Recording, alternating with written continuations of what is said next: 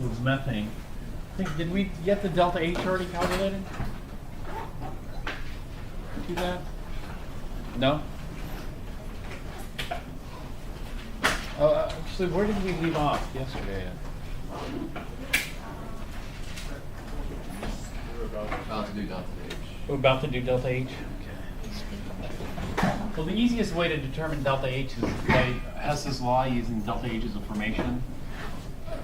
And so, if we want delta H for this reaction, I need to know delta H formation of CO2. Did I write the equation or I didn't write the equation yet? I wrote it, but...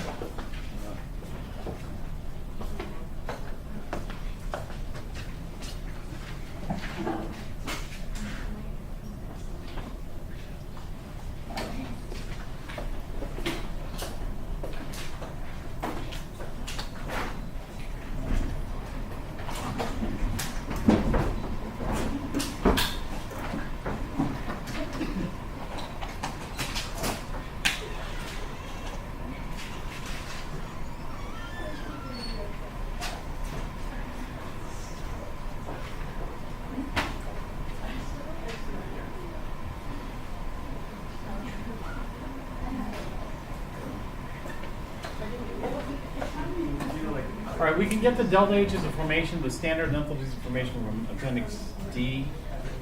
And so we'll go to CO2.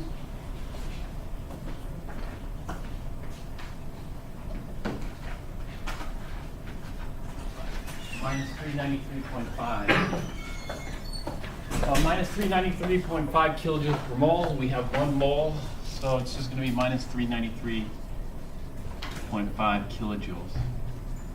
And then we could go to water. Water is going to be under hydrogen.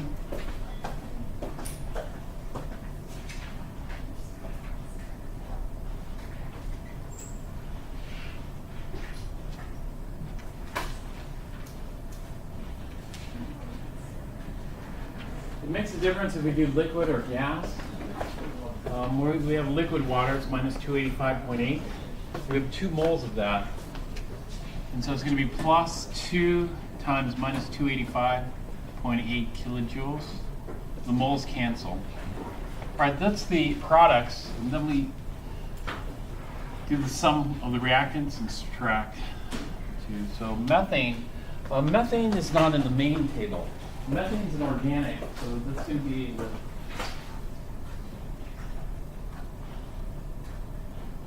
table at the end.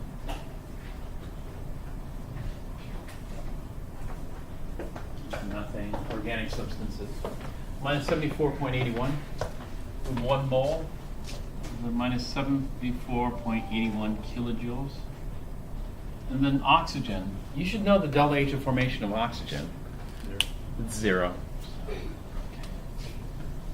And so what does the energy come out to? We already know this is exothermic reaction. This is combustion reaction. So let's go ahead and calculate it.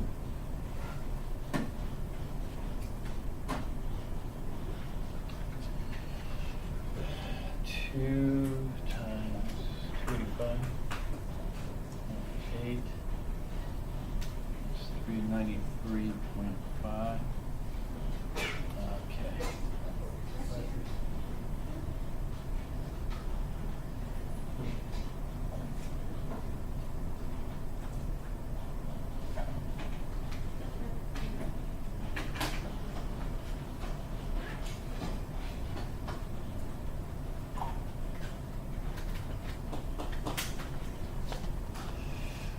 So I get minus 890.29.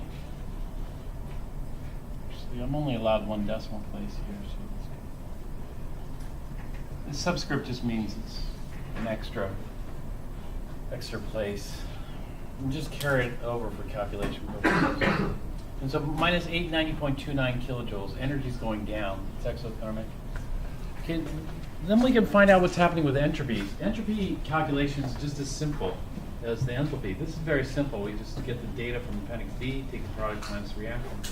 Well, it turns out the entropy is just as simple because the entropy delta S is just equal to S final minus S initial. Well, if we look at the final is the product, so it's the sum of nu p, the absolute entropies of the products, minus the sum of nu r, the absolute entropies of the reactants. So we just take the entropies of the products minus the entropies of the reactants, and then we're done. And so calculating the entropies, not difficult. So let's go back. The entropy changes.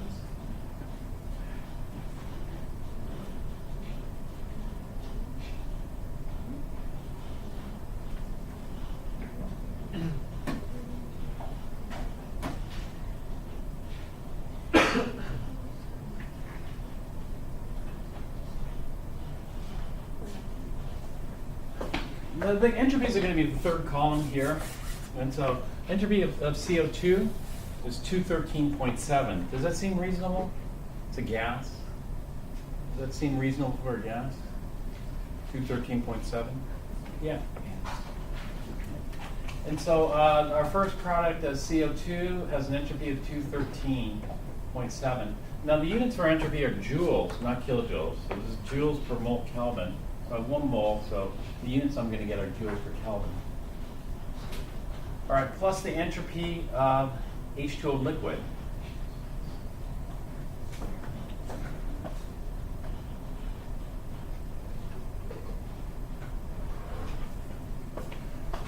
Looking at H2O liquid, the entropy is here, 69.91. Does that sound about right for a liquid? 69.91? Well, a little low, all right? A little low because liquids are usually like 100 to 200. So it's a little low. A little low because, why? The hydrogen. Yeah, strong hydrogen bonds help orient the water molecules. And so the units here are joules per Kelvin. So I take the sum of the products, so the final entropies, minus the initial entropies. So what are the initial entropies here? Initial entropy would be methane. Let's go back. Look up the entropy for methane.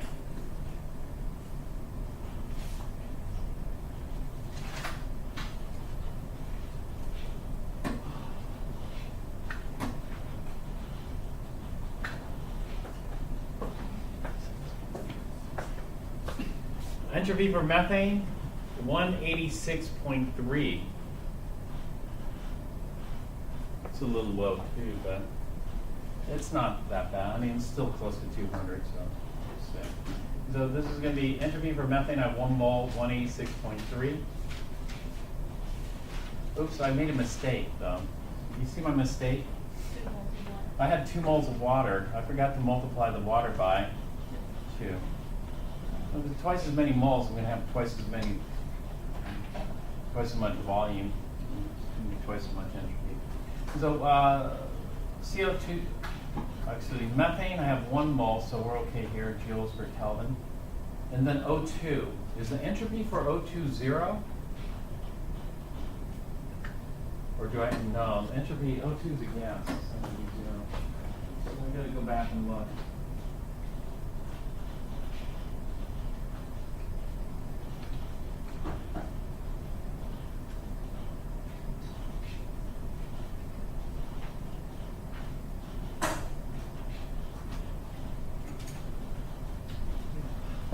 I can see here that the entropy of formation is 0, as you'd expect. But when I go over here, the entropy is 205.1, which is like a typical entropy for gas. So 205.1, but I have 2 moles of O2, so I multiply by 2. 2 times 205.1 joules per Kelvin. So what is that going to give me here?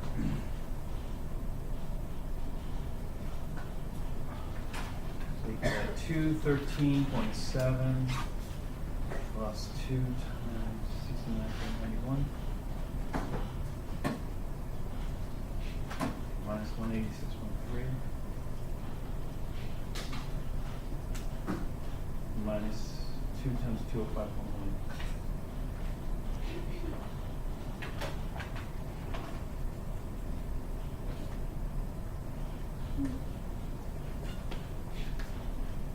I get an entropy of minus 242.98 joules per Kelvin. Did anybody else get that?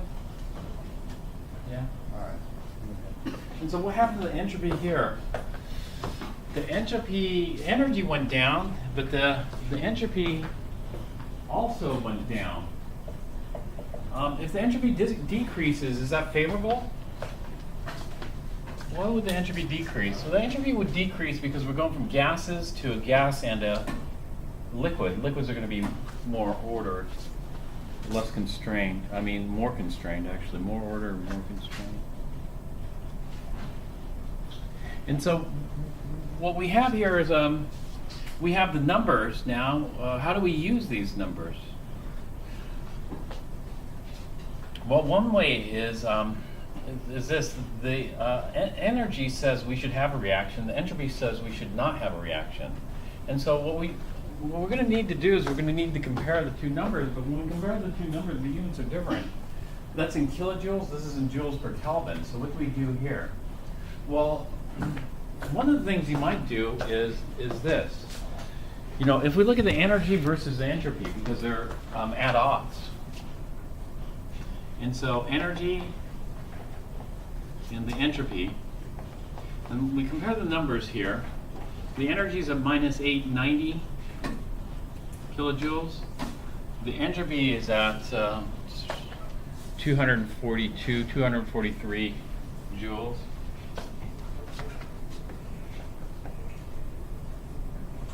This is just a rough comparison per Kelvin. Can we compare these two numbers directly? No, we can't. And so one of the tricks you can do, and this is, you can use one of the tools in Chem 1A, we can try dimensional analysis. We can try to cancel out Kelvin. How can we cancel out Kelvin and then just get into joules?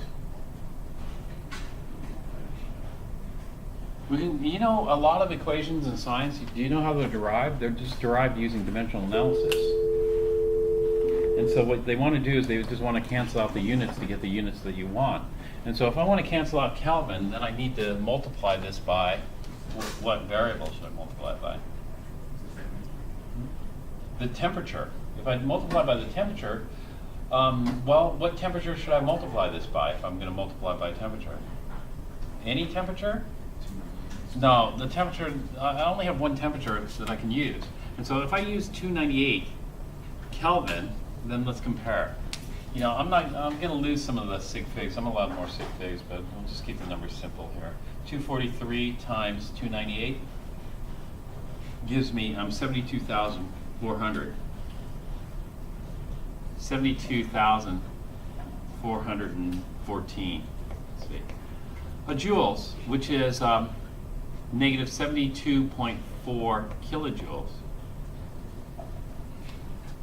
And so one way of thinking about these numbers is like this. If we just tried to do a direct comparison, we could say that we have a driving force of 890 kilojoules, but we have, this is unfavorable. We have something trying to stop it by 72.4. So which one's the dominant term here? The energy or the entropy? The energy. In fact, entropies are typically in terms of joules, energies are in terms of kilojoules, so normally the energy dominates, and so this is why I didn't feel so bad giving you the driving forces. You know, the driving forces that we use, we're strictly looking at the energetics, not the entropy. And for the most part, those work, but not always. And so in what cases don't they work? Well, in certain cases they aren't going to work if entropy is the dominant term. And so is this fair to compare? You know, is it okay to go ahead and multiply this and then just compare the two numbers? Is that really a fair thing to do or correct thing to do? Well, I don't know. I'm just guessing. But you know what they do is we should take some more observations and see, is this a fair comparison? Does this work, you know, in all cases? And so what people have done is this. What people have done is try to look at all chemical reactions and physical processes and then see, you know, what do all spontaneous reactions have in common? Spontaneous reactions will have some kind of driving force. So let's talk about that.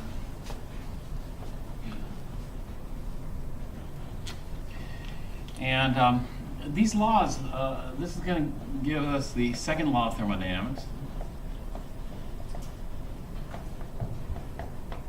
These laws just come from observations. These are just like kind of empirical observations. And you think, well, you know, it's just based on observation. Isn't there going to be an exception? Well, people have been looking for exceptions to the laws of thermodynamics, but none have been found. And so it's not like a rule, you know, sometimes it works, sometimes it doesn't work. No, the laws of thermodynamics are pretty solid. Even though the laws of thermodynamics were developed before, you know, atoms were widely accepted, I think. Or anyway, let's talk about the second law of thermodynamics. And the second law of thermodynamics says all spontaneous processes will have a driving force, a net driving force. You know, and so in some cases we could have a driving force here, but you know, the entropy, if this were bigger, let's say if this were larger than this, then the entropy would dominate and prevent reaction from occurring. But what all spontaneous reactions or processes have in common is this. They're accompanied by a delta S of the universe that's going to be greater than 0. And so what this is saying is that we can predict if a reaction or process is going to be spontaneous. If the entropy of the universe increases, then it should be spontaneous. However, if the entropy of the universe does not increase, then we predict it to be non-spontaneous. And so how do we determine the entropy of the universe? Well, you know, to determine the entropy of the universe, we just need to know the entropy of the universe final minus the entropy of the universe initial. It's very simple. The entropy of the universe final minus the entropy of the universe initial. But is appendix D big enough? Does it accompany everything? Does it have everything in the universe? No. It doesn't. And so how can we calculate that number? You know, how are we going to calculate delta S of the universe if we have to encompass everything in the universe? Well, here's where, you know, thermodynamics comes into play, because thermodynamics, especially if you go and you start reading chapter 13. Have you started reading chapter 13? You take a look at the equations at the beginning. Boy, there are a lot of equations, aren't there? There are a lot. Actually, let's look at it.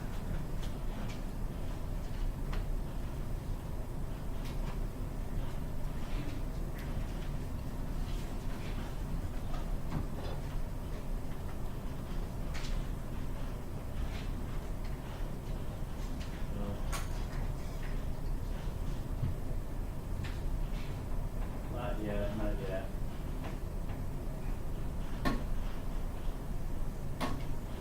So let's kind of start slow. Then we start getting more and more math.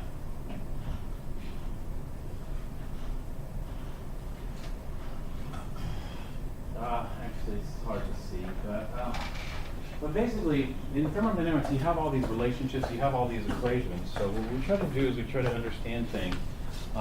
You know, delta S of the universe, it's too much. We aren't actually going to do this calculation. I mean, it would be an impossible calculation, basically. But we can relate this to other things. For example, the delta S of the universe is, well, back in chapter 7, we divided the universe into two things. What did we divide the universe into? The system and surroundings. So rather than call this delta S of the universe, we say, well, delta S of the universe is delta S of the system plus delta S of the surroundings. Now, the system is whatever reaction we're looking at. And so delta S of the system is easy. We just calculated delta S of the system. For example, in combustion of 1 mole of methane, then we just have methane plus 2 O2s goes to CO2 and water. So delta S of the system is easy. We just use appendix D. And so there's no problem with that, appendix D. But what about delta S of the surroundings? We run into the exact same problem. Delta S of the surroundings is the rest of the universe, right? But if you know some of the thermodynamic relationships, then we know that delta S is also related to what? Well, delta S is also related to Q. And so if we go with delta S of the universe, then delta S of the universe is, we can say, is equal to delta S of the system, which is an easy calculation, plus delta S of the surroundings. But delta S of the surroundings, we could say, is also equal to Q reversible surroundings over T. This is one of the equations, one of the relationships. And one of the relationships is entropy change to be related to the heat at a particular temperature. That kind of makes sense because some things are heat sinks, some things aren't. Some things, there's a lot of ways of orienting things. Like, for example, here, if you look at the entropy, you know, the entropy difference between methane, ethane, and propane, you know, which one's going to have a higher entropy? Methane, ethane, or propane. As far as higher entropy goes, it would be propane. Why propane? Because there are more ways of arranging the atoms, you know, as far as vibration, rotation, etc., orientation during translation. And so it's just more ways. In fact, methane's kind of low at 186, but ethane's at 230. Propane is going to be even higher than 230. Actually, let's look down a little bit. Let's see. Propane's at 270, so a bit higher. But going back to this here, you know, it's kind of related to Q, the ways, you know, it can absorb. Propane would have more ways to absorb heat at a given temperature. Well, anyway, going here, we can take advantage of the first law of thermodynamics. What was the first law of thermodynamics? There are different ways of saying the first law of thermodynamics. One way was saying delta U is equal to Q plus W. Another way was saying, you know, energy is neither created nor destroyed. Another way of saying the first law of thermodynamics is this. If the surroundings gains heat, where does the heat come from? The system. If the surroundings loses heat, where does it go? The system. So another way of saying the first law of thermodynamics is Q of the system is equal to minus Q of the surroundings. That is, we just change the sign. The surroundings will have the opposite sign of the system and vice versa. And this would be the first law of thermodynamics. The first law says energy is neither created nor destroyed. And so if that's the case, then we can write this as delta S of the universe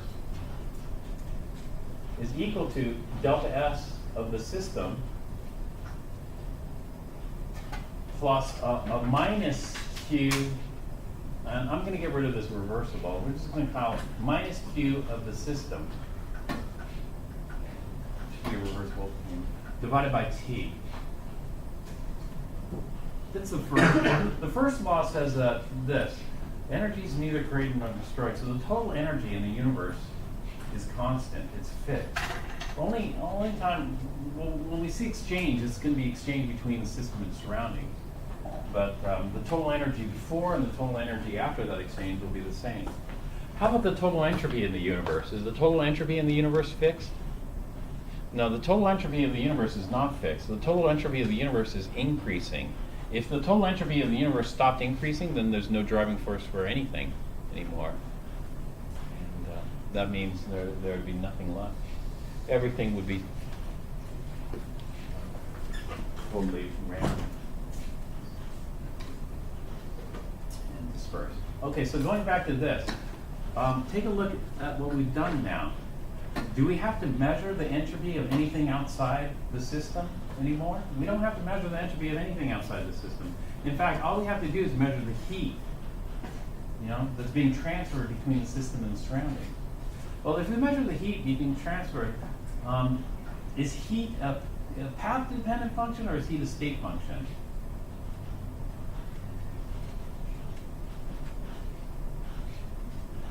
is heat a path-dependent function or a state function?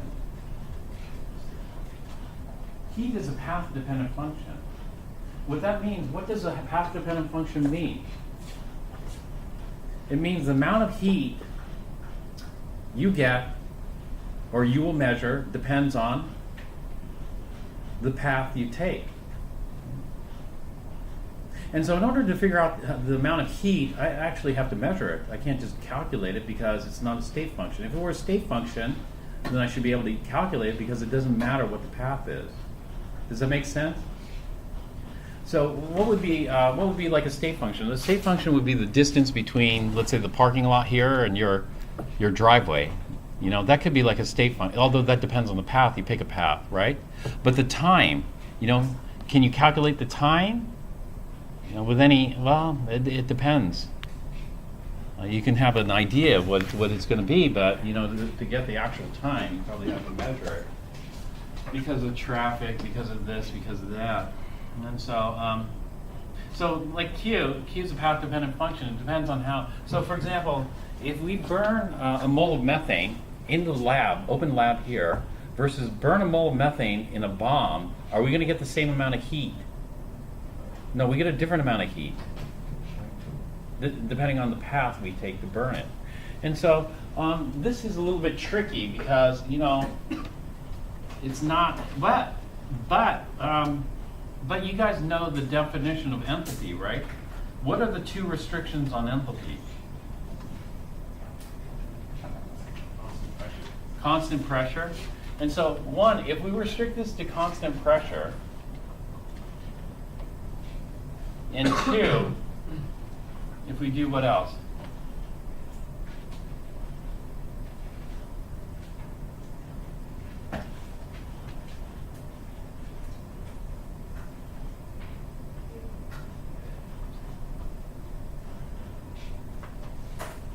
If we do constant pressure and we do not constant temperature. We usually do constant temperature if it's a reaction or process, but we can have the temperature change if it's an object. We don't do constant volume and constant pressure are incompatible. It has to be one or the other. This is why when I started the semester, I was asking you about visualizing air. You know, there are two ways we could visualize air. It's a mixture of nitrogen and oxygen. We could visualize it as a constant volume mixture, Dalton's, or we could visualize it as a constant pressure mixture, Avogadro's. And so here, if we're using enthalpy, we have to visualize it as Avogadro's. We can't use constant volume because they're incompatible.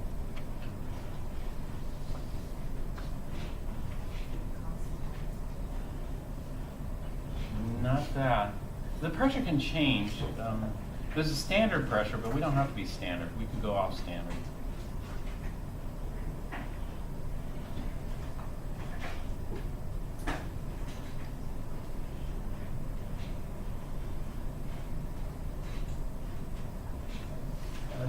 Don't know? Nobody?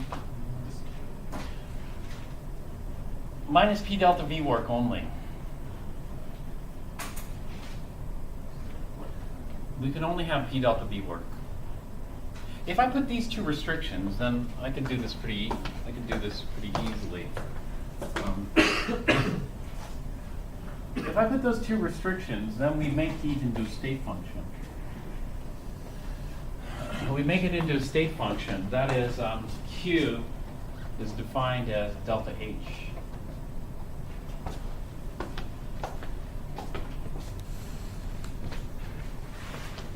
And so we want to do this this type of stuff. There are a couple of ways of looking at this. Let me just do an aside here. For one. One way of thinking about it, we know that delta U is equal to Q plus W. If we make Q into a state function by putting the restrictions on there, that is, if we make Q into a delta H, then it's easy to predict how much heat we're going to get. We're always going to get the same amount of heat because we always do it in the same way. That is, if you always burn methane in the open lab and you never burn it in a bomb, then you should get the same amount of heat, right? And so that's the restriction. And so here, when we think about delta H is equal to delta U minus W. W is the work, but we restrict it to one type of work. What type of work are we restricting it to? P delta V work. P delta V work is what I call the natural work of a chemical reaction. You cannot avoid P delta V work. It's unavoidable. And so what I call this is, Eric, you remember what I called W in this equation? Delta N. Well, delta, yeah, it is. I mean, that's how you calculate it. But conceptually, I called it what? You remember? No, this is like this. This is let's say I gross. I'm supposed to gross like 2,000 joules. Oh, maybe like the bonds. No, I'm just saying if that analogy is any good. Maybe that analogy is not good. If it's not memorable, it's not a very good analogy. I called it the tax. Does that ring a bell? Yeah, I think It's a tax. Is it always a tax? No. It could be a... Well, you might have no tax. Or you might have a bonus. Because the way I visualize this, and this was an analogy, this is like your gross pay. And so let's say your paycheck is $1,000. If your paycheck is $1,000, are you going to net $1,000? Well, it depends on how much tax you have to have withdrawn out of your paycheck. And so this is the net. Here. Can we avoid the tax? Unfortunately, we cannot avoid the tax. The tax is going to happen in order to maintain constant pressure. We're going to have the tax. Otherwise, we cannot have constant pressure. In other words, what is the tax? The tax is the work. The work is P delta V work. P delta V work is unavoidable because what's going to happen here is this. How many liters, ballpark, do I have initial? 75 liters.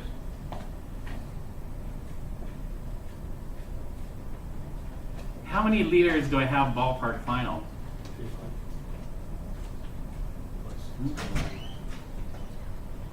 50?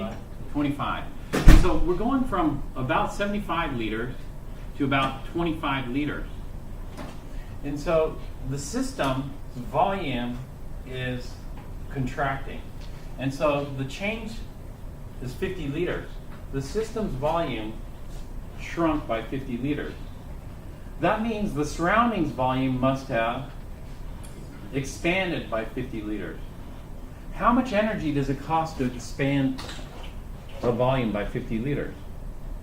And so this is what I'm going to ask you. I'm going to ask you, if you were to blow up a balloon, let's go from 0 to 1 liter. So we're going to blow up a 1 liter balloon. How much energy would that cost you minimum?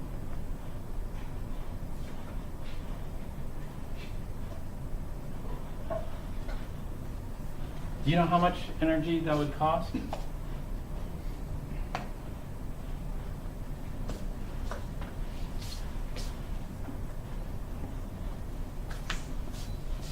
Well,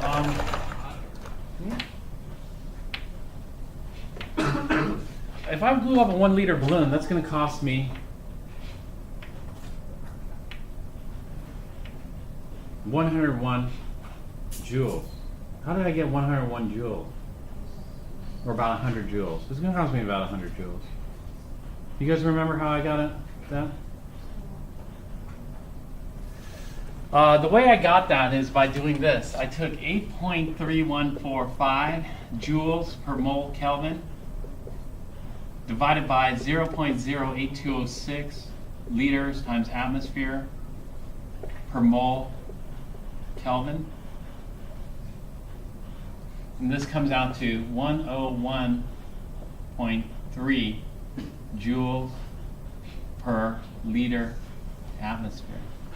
So if I blow up a 1 liter balloon against a pressure of 1 atmosphere, it's going to cost me 101 joules.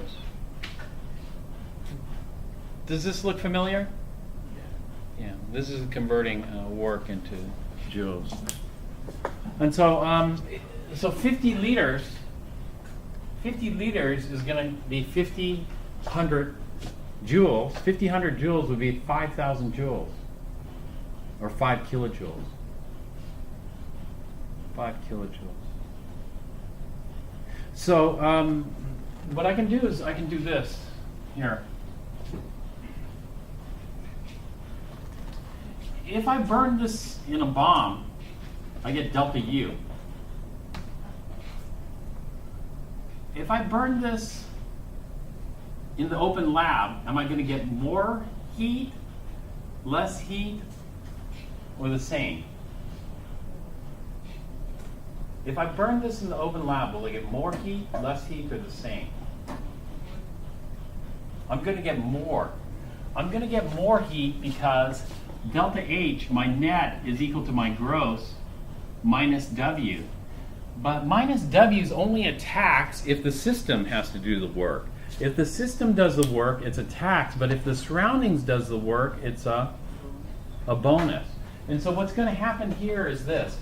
The system volume shrank by 50 liters. That means the surroundings will lose 5 kilojoules of energy.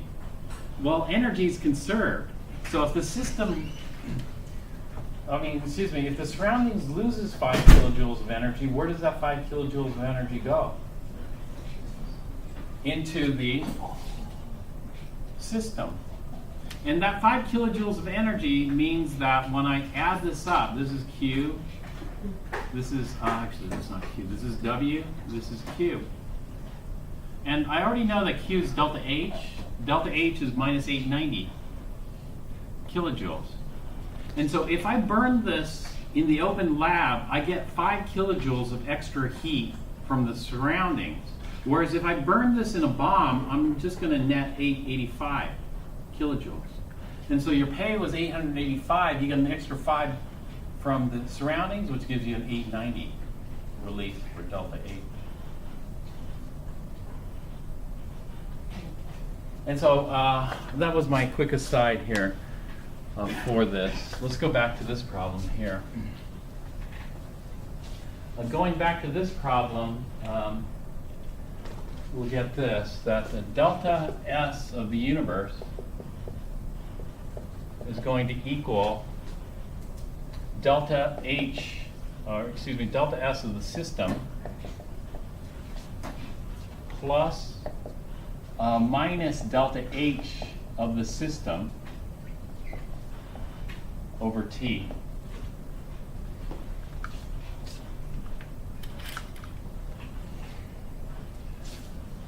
We want delta S of the universe to be greater than 0. If it's greater than 0, it's spontaneous. So all spontaneous processes accompany. And so what we need to do is we need to make sure that delta S of the system goes up, and we want a delta H of the system to be negative or positive.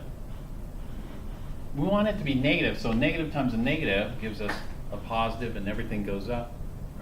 And we're good. But what we're going to do is we're going to continue manipulating this here. What we're going to do is we're going to multiply this by negative T. And so if I go minus T delta S of the universe is going to equal minus T delta S of the system.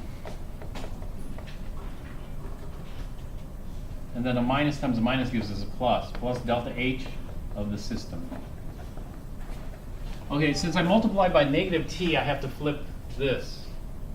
And so now I want this to be less than, because I just changed the sign, the opposite sign. And so the more negative this is, the better. And so if the entropy goes up, that's positive. The positive times the negative gives us a negative. And if the energy of the system goes down, that's negative. So the more negative this becomes, the more favorable it is.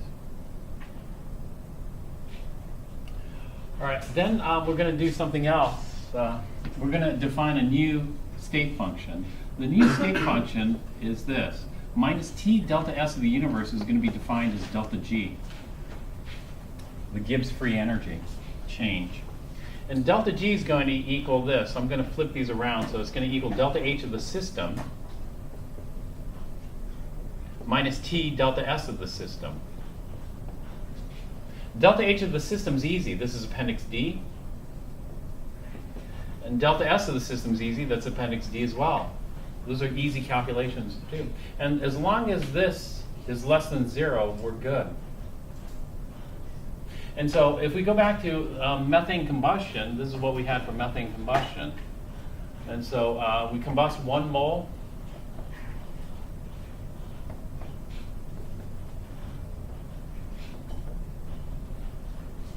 Delta G is equal to minus 890.29 kilojoules.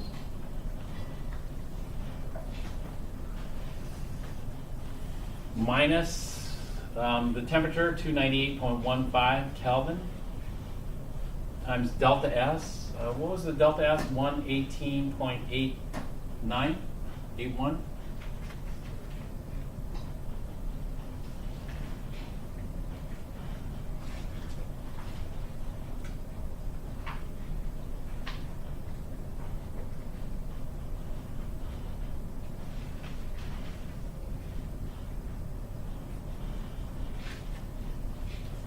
Our delta S there, the kelvins cancel. That leaves us with joules. So I'm going to either have to convert kilojoules to joules or joules to kilojoules. I'm going to convert joules to kilojoules.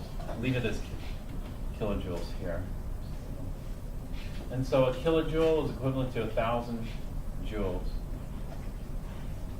So I had this number up earlier. It was, what was the comparison? It was minus 890.29 kilojoules.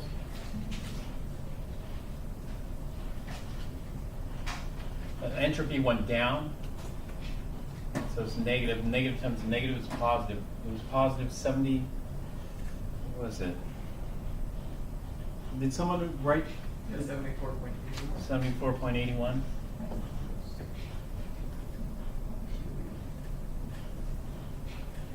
And so it's not enough to overcome this here.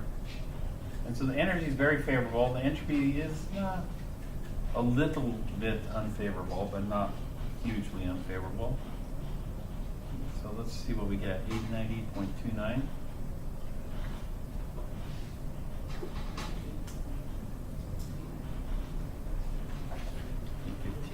So I get minus 815.48 kilojoules. And so it's negative, which means that this is spontaneous. Spontaneous.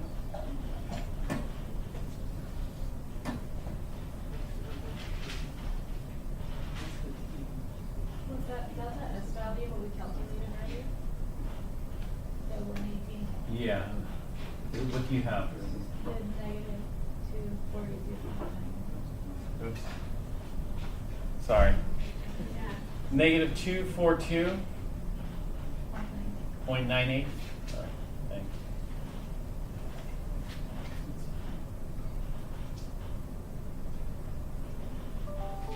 Should be in. Okay, are we good with this? So what we're going to do is, now that we can put some numbers in here, we're going to take a look at our driving forces. There are 2 driving forces in nature that I said earlier. What were the 2 driving forces? We want to minimize energy and maximize entropy. And the way they're going to be balanced is by delta G. And so let's take a look at delta H and delta S. If delta H is negative, that's good. And if delta S is positive, that's good. And so if delta H goes down, delta S goes up, this is going to be spontaneous. If the energy goes up and the entropy goes down, well, that's bad. Both of these are bad. It's going to be non-spontaneous.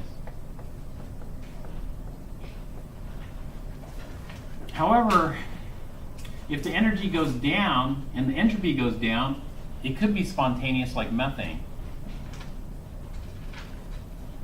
And what we'd say is this is this. It's going to be spontaneous at low temperature, but what happens if I increase the temperature? If I continue to increase the temperature, this term grows bigger and more positive. And eventually I'm going to hit a temperature where this term will cancel out that term. And if that happens, that's going to kill our driving force. In fact, if I make this positive term bigger than the negative term, then there's no driving force at all. And so what we say is that at high temperature, this could go non-spontaneous. So I'd say non-spontaneous at high temps.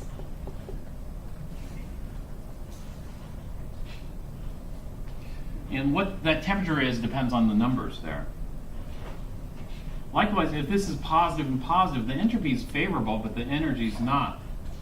If the entropy is favorable, then and the energy is not, then we want the entropy term to dominate, but the entropy term is going to be tuned or adjusted or attenuated by the temperature. So what that means is that this will be, at low temperature, non-spontaneous. At low temperature, because at low temperature the entropy term is small. But if we make the entropy term bigger, it'll be spontaneous. Spontaneous at high temperature. And so it looks like all we're doing is we're balancing the two driving forces. The two driving forces being energy minimization and entropy maximization. But in reality, are there really two driving forces? It seems like when you look at the second law of thermodynamics, the second law of thermodynamics just seems to state that there's only one driving force, and that one driving force is what? You know, what was the second law of thermodynamics?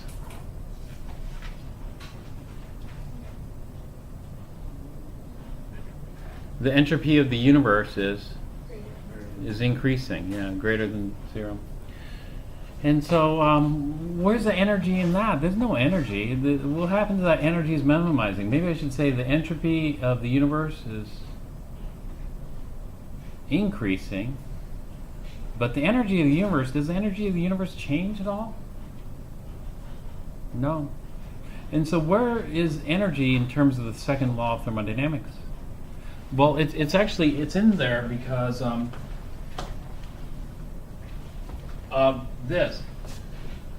this equation is actually another statement of the second law of thermodynamics. Delta G is equal to delta H minus T delta S. And so this is our second law of thermodynamics. But this second law looks a bit different than our other. And it has to do with entropy. There are two types of entropy that we look at.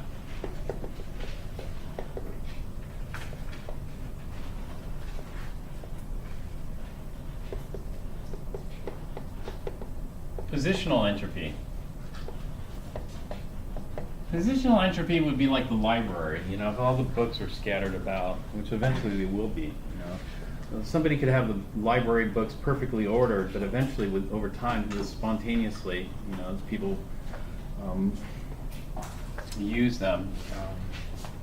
In other words, it's a lot of work to maintain the order in the library, because if they just let it go, you know, the books would be all over the place. That's what would spontaneously happen. You know, it would be nice if the librarians, they said, okay, they're going to let it go, and then the reverse happens. You know, it spontaneously becomes more ordered. Do you think that'll ever happen? Would that? No. And so we have positional entropy. The positions of the atoms. For example, in propane, there are a lot more atoms, a lot more positions as the atoms vibrate.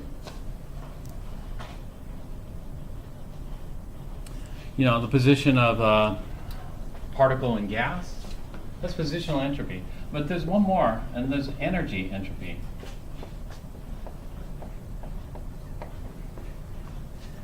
For energy entropy, it's like this. If I have methane and two O2s going to CO2 and two H2Os, this is at 25 degrees C to start. At the end, this is 25 degrees C at the end. And so when this drops, was there any change in kinetic energy? No. The only change is in terms of potential energy. And so the potential energy went down. When the potential energy goes down, right, then that energy is released as heat and work. So let's just think about the heat part of this here. There are different things we could do with this. So for example, if I burn the methane, I could just burn it all to heat, and just get heat. Or, there's ways of using methane. There's something called a methane fuel cell in which they can kind of burn it, but they don't burn it in a flame. They burn it in a cell. Electrochemical cell, they call it. And when they burn it in an electrochemical cell, there's no flame, but it produces electricity. Now, is there a difference in the entropy of electrical energy versus heat energy?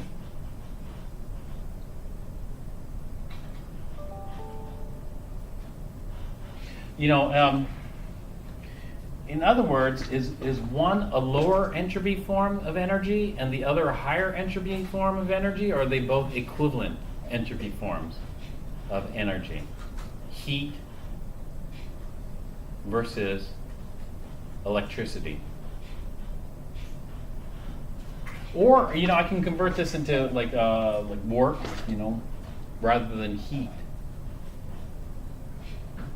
Like there's some CNG cars. CNG are compressed natural gas cars. In compressed natural gas, how do compressed natural gas cars work? Do compressed natural gas cars burn the methane, it forms heat, and then they have some kind of steam locomotive there. That heat is used to heat up a tank of water. That tank of water generates steam. That steam drives the turbine, and then the car goes. So each time you press the accelerator pedal, it releases some steam into the turbine. Is that how it works? When you have a natural gas car, does it first convert the energy, potential energy, into heat, and then convert it into work, or does it go straight into work? The flow of energy. And so we do this. Does it go first into heat, and then we convert that heat into work? And so in a compressed natural gas car, there's some object that they heat up, and that object helps it go. Or do they go straight into work? Is it possible to just go straight into work? This is not the natural work of a chemical reactor. This is like mechanical work or electrical work. In fact, when I do this, even though delta H, let's say I have a candy bar, I'm going to metabolize this candy bar. This candy bar has 1,000 calories. So I have a 1,000 calorie candy bar, I just ate. Does that mean that those 1,000 calories go into heating up my body to a higher temperature? No. Even though this is my delta H, because this is going to be a constant pressure, even though that's my delta H is 1,000 calories, I could do whatever. That 1,000 calories doesn't have to be heat. That 1,000 calories can go into work and heat. And so this would be additional work on top of it. And so normally when we look at this, delta U is equal to delta, actually let's go with this. We'll go with delta H is equal to delta U minus the work. This first work term is the unavoidable work. We can't avoid taxes. Actually, we can't avoid the bonus either. We have to accept it because energy is conserved. But we can also add other types of work. For example, electrical work, mechanical work, etc. And so we can add other things. What that's going to do is it's going to reduce the amount of heat that's produced. But what I'm asking is this. If you had 1,000 joules, what would you rather have? Would you rather have 1,000 joules of heat to warm yourself up, or would you rather have 1,000 joules of electricity? What would you rather have? Or does it matter? 1,000 joules is 1,000 joules.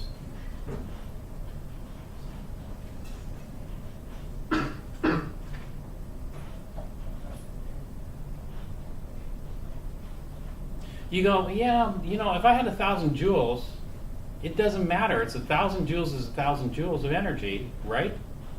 And so give me 1,000. I don't care which form. Like they ask you, paper or plastic. Oh, it doesn't matter. It's just a bag. I just throw my stuff in there. Well, 1,000 joules of energy. Electricity or heat? I don't know. I don't care. Just whichever one, right? But you have to think about something about energy. Is it easy to convert electrical energy into heat? Yeah, you just buy an electric heater. You go to the store, they sell them everywhere. Electric heater, it's easy. But now what I want to do is I want to take the heat and convert it into electricity. Is converting heat into electricity easy? Well, yeah, it's easy. You just go to my fireplace, and then I'll take the heat out of there and convert it into electricity. And so maybe I'll skip on the solar cells. I'll just build a fire inside the fireplace and convert the heat into electricity. Is it easy? I mean, if it's easy, somebody would have done it, right? It's hard. Why is it hard to convert? Because it's a higher entropy form of energy. You know, the higher the entropy is,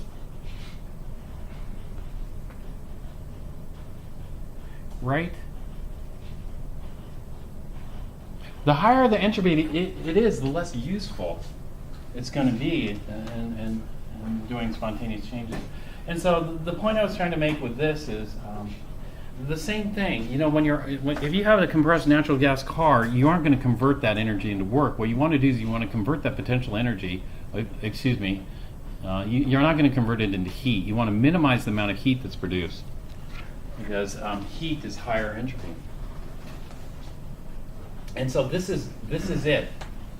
What we're doing is we're taking potential energy. With this potential energy, we can make heat, we can make electricity, we can make mechanical work, we can make cars go, right?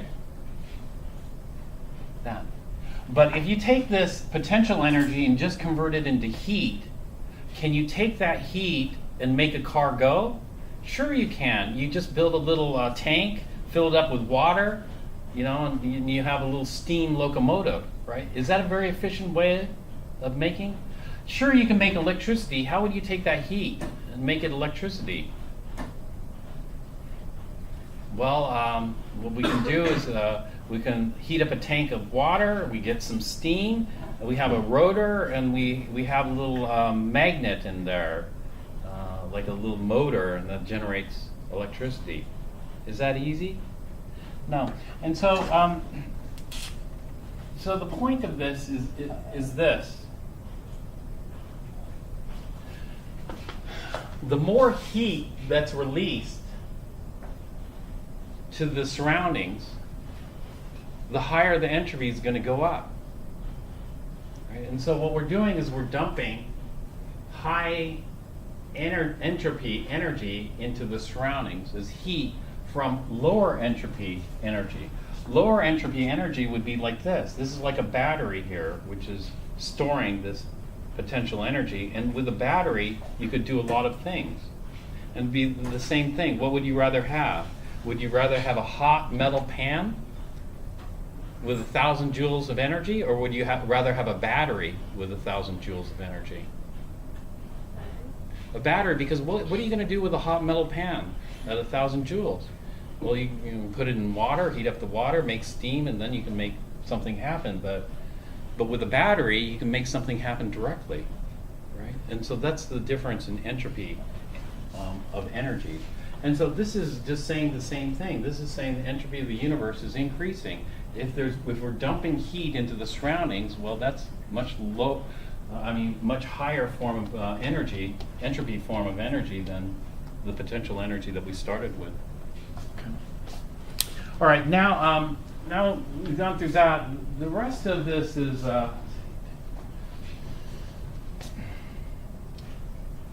just straightforward calculation. So let's take a look at some calculations here.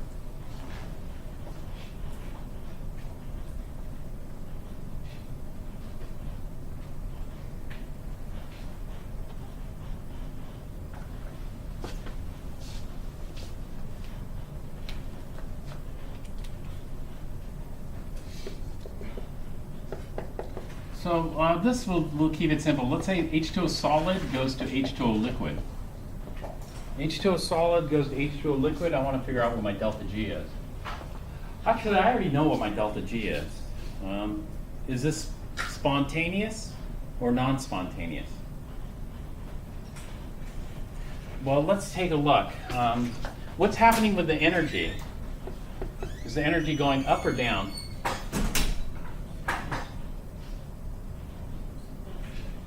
In other words, is this endothermic or exothermic? So if I have ice and I want to melt it to form water, is melting ice endothermic or exothermic? Endothermic. So the energy is going up. Is that favorable? No. What's happening with the entropy?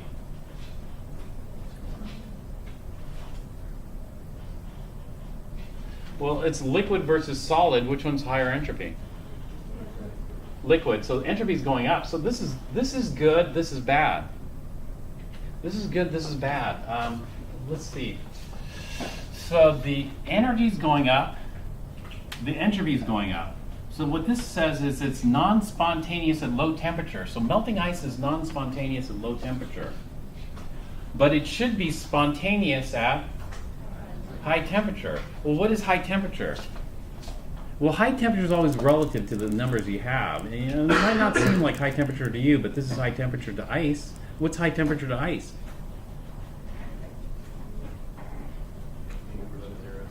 0 degrees C. And so the cutoff here is 0 degrees C. Well, let's go ahead and do the calculation here for ice. And let's see what we got here.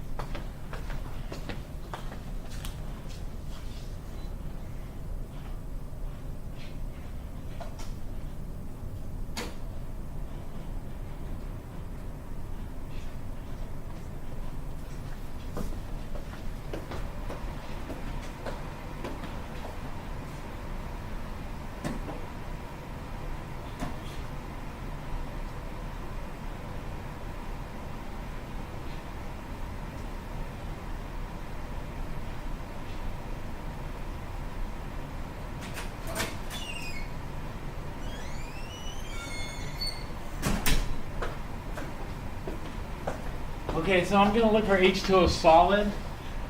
I have H2O liquid, I have H2O gas, but I don't have H2O solid. Why not? Do you know why I don't have any H2O solid on this chart?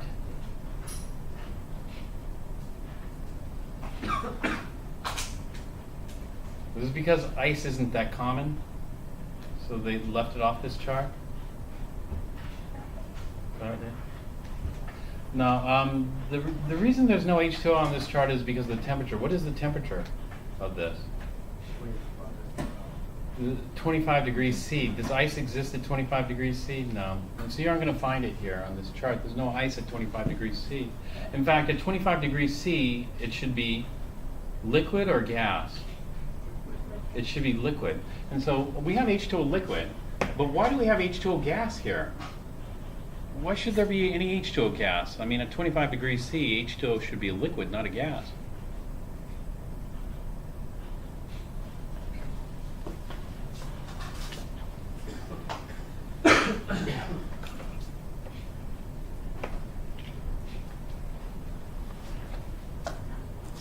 Well, anyway, it's good that we have H2O gas there because we can't use that one. We need different data for that one. But we could do this one. Let's redo the problem. In this case, we're going to go H2O liquid goes to H2O gas.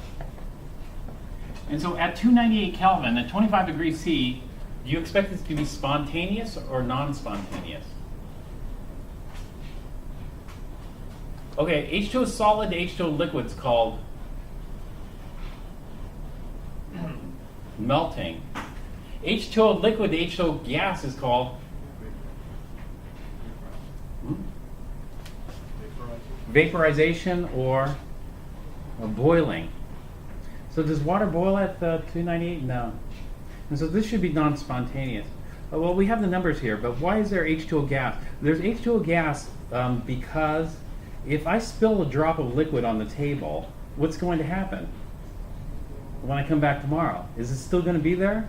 No, it's going to evaporate all off. And so water we know evaporates. So if water evaporates, then that means this must be spontaneous, right? If I spill a drop of water here, it's not going to stay here. It's going to evaporate, so I got to figure out. Well, I don't know now. Maybe what I should do is just do the calculation. So let's go ahead and do the calculation here. Let's figure out what our delta H is. Our delta H is going up or delta H going down? In other words, is this endothermic or exothermic, vaporization or boiling? It's endothermic, so delta H is going up. What about delta S? Delta S is going up too, and so this should be spontaneous at high temperature, non-spontaneous at low temperature. But the temperature is going to be different because this is a different system we're looking at. In fact, I know the temperature this should happen at. And so let's go ahead and calculate our delta H. If I look at our delta H, the easiest way of calculating it is by just using delta H's formation. And so it's going to be delta H formation of the gas, minus 241.8, minus a minus 285.8. And so that gives us 44.0. So plus 44.0 kilojoules. If I look at my delta S, my delta S will be, let's go with the entropy of the gas phase. The entropy of the gas phase is 180.8. Entropy of the liquid 69.91. So let's try that here. 188.8 minus 69.91 is 118.89. And so our entropy is going up by 118.89 joules per Kelvin. And so we could calculate our delta G. Our delta G, and this is under standard conditions, so I'll just write in the standard because we're using appendix D data, is our delta H plus 44.0 kilojoules. Okay, minus T is 298.15 Kelvin, times delta S naught, which is going to be 118.89 joules per Kelvin, and then convert it to kilojoules. And so let's see what the second term is alone. So 118.89 divided by 1,000 times 298.15. This gives me 35.4. And so we have 44.0 kilojoules minus 35.4. Just go with 44 kilojoules. So the entropy was favorable, but the enthalpy is not. Was the entropy enough to cancel out the enthalpy? No, unfortunately not. So what does it come out to? 8.55. It's plus 8.55 kilojoules, which is greater than 0. Therefore, it's non-spontaneous. Well, if it's non-spontaneous means it's not going to happen, right? That means water is not going to vaporize because there's no driving force, correct? But there's a problem with that, and the problem is we know that water vaporizes. Water is going to vaporize at room temperature because I guarantee you this water is going to be evaporated by tomorrow. And so that goes against what we know about water. I know something about water. If I have water at 25 degrees C,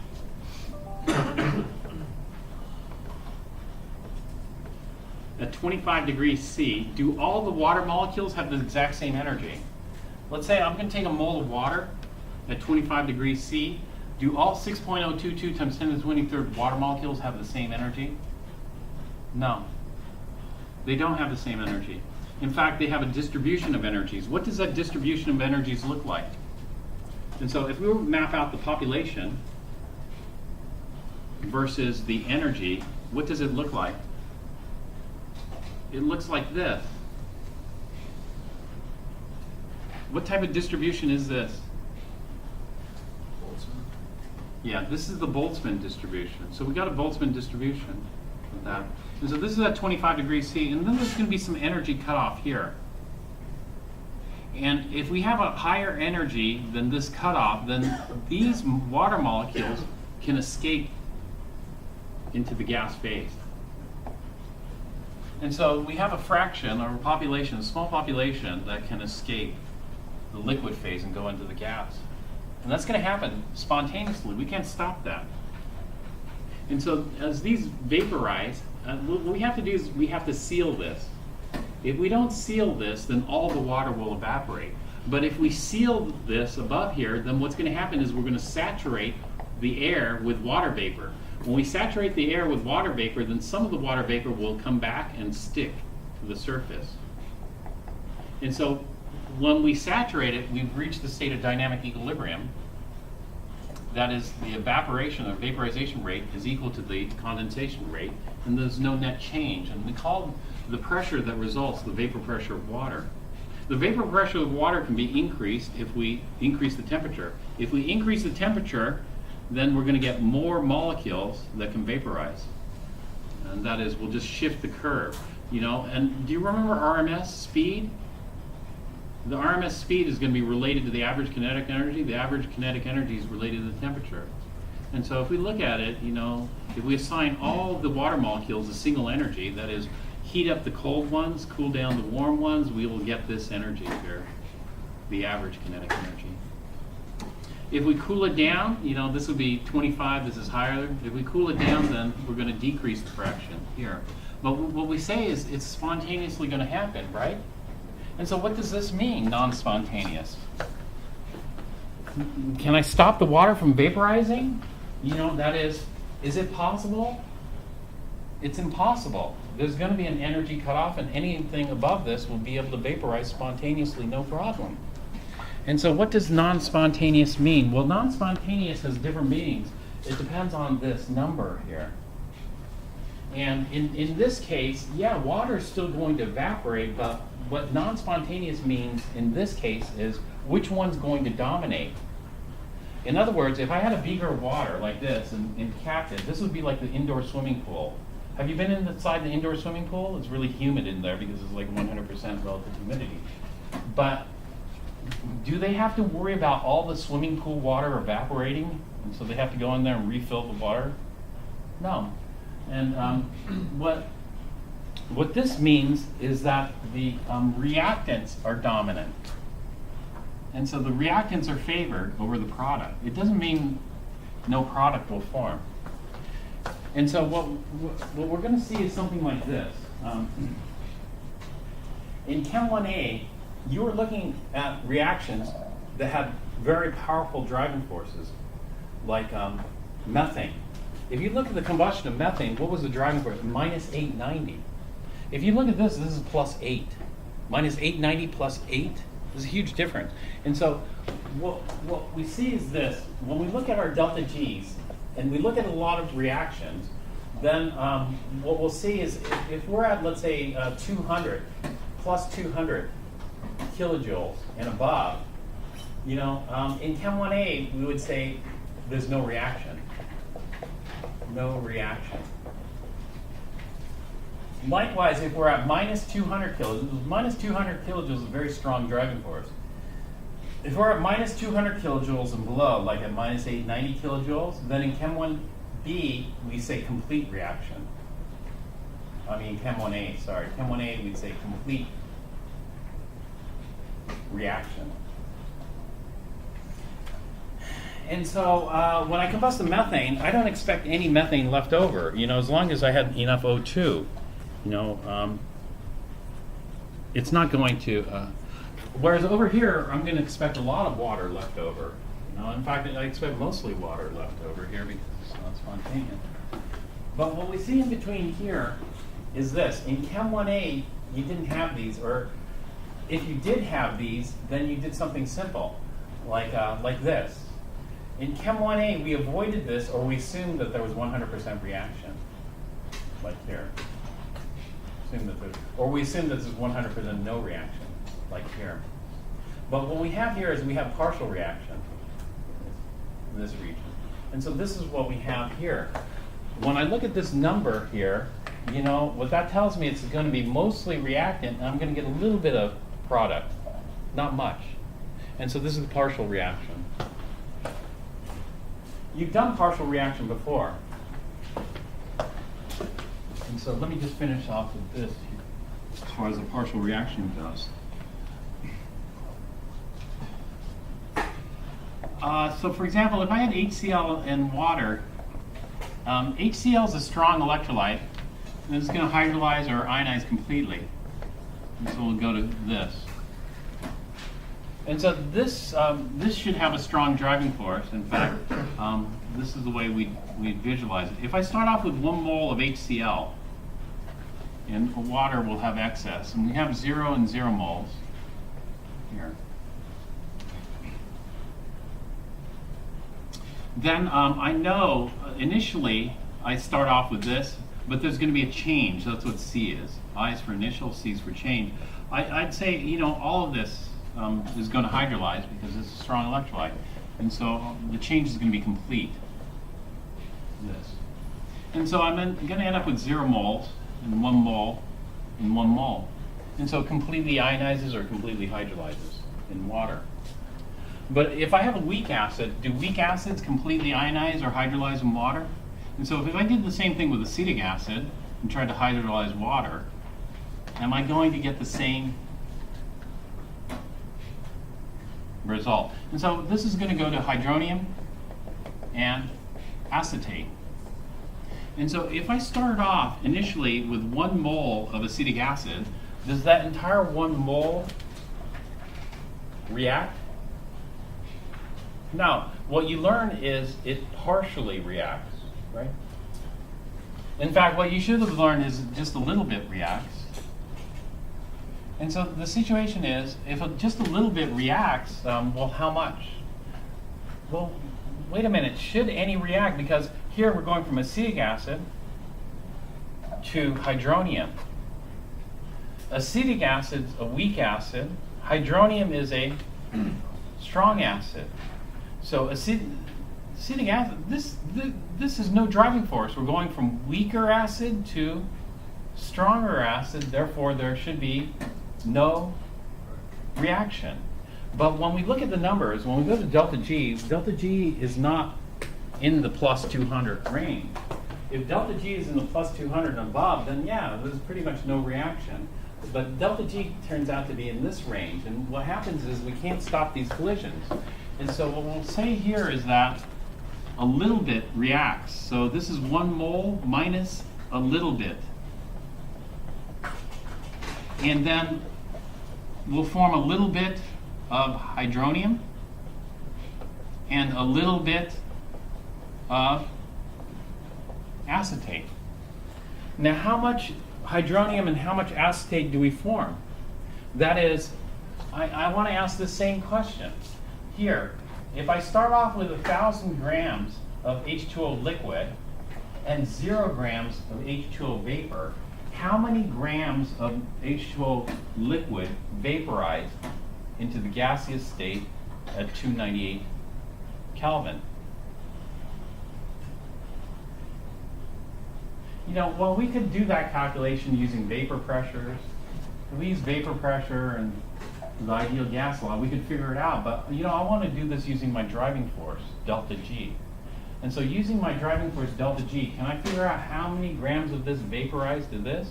Well, I know my delta G is plus 8.5 kilojoules. Here I can calculate my delta G. You know what the easiest way of calculating delta G is?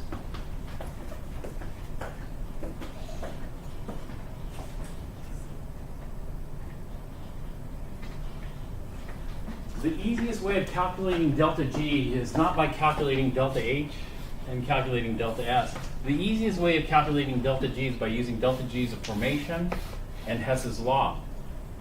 And so if I wanted to calculate the delta G for this reaction, let's say here, what I do is I do this. Delta G for this reaction is equal to the sum of nu P delta G's of formation of the products minus the sum of nu R delta G of formation of the reactants. And so it's the delta G of formation of the products minus delta G of formation of the reactants. and then we can take care of it.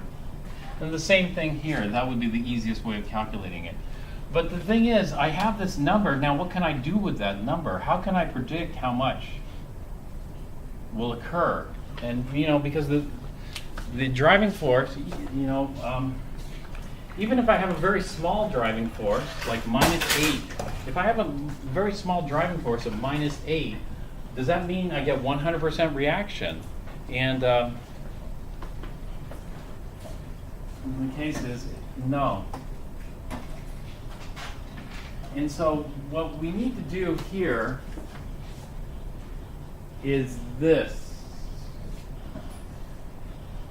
We need to go to chapter 15 for a little bit, and then we're going to come back to this, because we need to figure out, you know, what exactly do these numbers mean, and how can I predict how much reaction occurs? Because it's not just black and white. It's not 100 or 0. There could be partial. And so before I do that, jump to chapter 15, I wanted to ask you about this.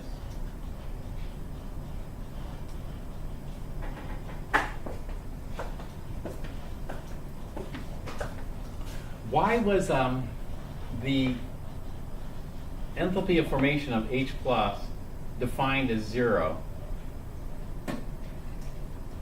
Did somebody figure out the answer to that?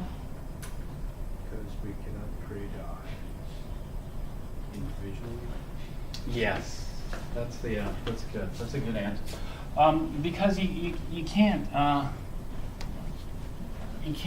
create the ions individually. So, for example, if we're going to form HCl, we would take 1/2 hydrogen gas plus 1/2 chlorine gas, and that's going to form HCl. HCl is H plus AQ plus Cl minus AQ. HCl is a strong electrolyte, so if I have HCl-AQ, it's broken up into the ions. Right? I could do calorimetry, or I can just look it up on the table. If I look up this in a table, the delta H under standard conditions for this is minus 167.2 kilojoules. Okay, this is for HCl. Now the delta H naught for HCl is equal to the delta H naught for H plus the delta H naught for Cl minus. This is a formation of H plus, formation of Cl minus under standard conditions. And so what I want to do is I want to do this. I want to say minus 167.2 kilojoules is equal to X, which is this, plus Y, which is this. And so I have two unknowns. I want to know how much of this heat comes from the formation of H plus, and how much of this heat comes from the formation of Cl minus. What I can't do is I can't do a calorimetry experiment. Just like say, you know, this is the combined heat, and so let me do 2 more calorimetry experiments. I'm going to do 1 calorimetry experiment where I just form H plus alone, and a second calorimetry experiment where I just form Cl minus alone. Is that possible to form cations without anions? No, it's actually impossible. You can't form a cation without an anion, and so we can't separate it. And so what we need is we have one equation with 2 unknowns. If we have one equation with 2 unknowns, we need 1 more equation. And so can you think of 1 more equation? I can think of another equation. You know, the other equation I'm going to think of is this. I'm going to say it's 50-50. That is, half the energy comes from the formation of H plus, and the other half of the energy comes from the formation of Cl minus. This is a 50-50. It's a 50-50 split, and so it's about, you know, minus 83.5 minus 0.6, minus 83.6 minus 83.6. Does that work? No. And so I got to come up with another equation, and I can't. And so a mathematician would say, okay, you're done. It's impossible to solve this problem, right? It's impossible to solve this because we have 1 equation and 2 unknowns. We can't solve this to a unique answer, right? But if you combine math with science, then we can solve this. We can solve this by doing this. If we understand the chemistry of this, then I'm going to come up with the second equation. You know what the second equation is going to be? The second equation is going to say this. 0% of the energy comes from H plus, and 100% of that energy comes from Cl minus. That's my second equation. It's 0 and 100. Is that okay?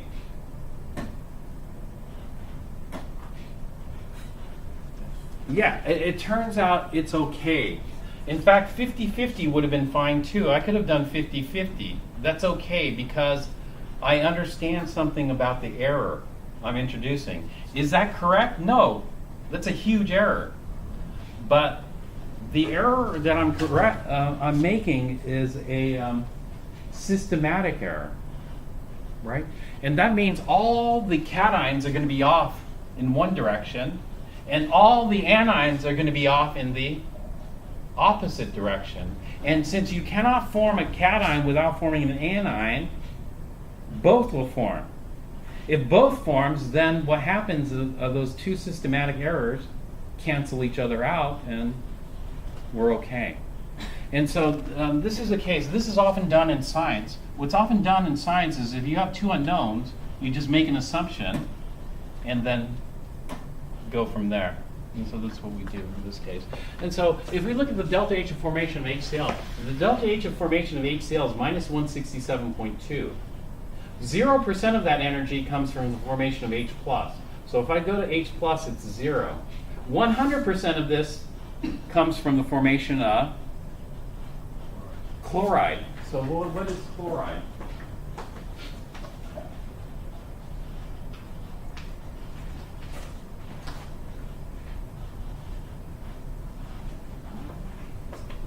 If I go to chloride, it's 100% of that energy, minus 167.2. And so this is why you cannot compare cations versus anions, or you can only compare cations with cations, anions with anions, and neutrals with neutrals. Otherwise, the systematic error does not cancel out, right? And so this is what I was talking about earlier on this. So anyway, I'm going to stop here. We'll take a break and then talk about lab shortly.